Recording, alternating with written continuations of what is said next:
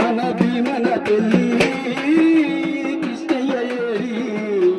చుక్కలల్లో చేరి పోయాడు చేయి దారి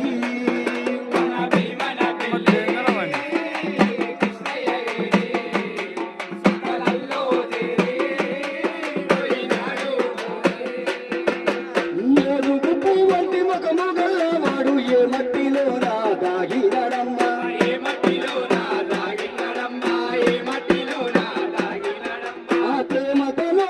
పలకరించేవాడు కళ్ళకు ఈనాడు కానరాడమ్మా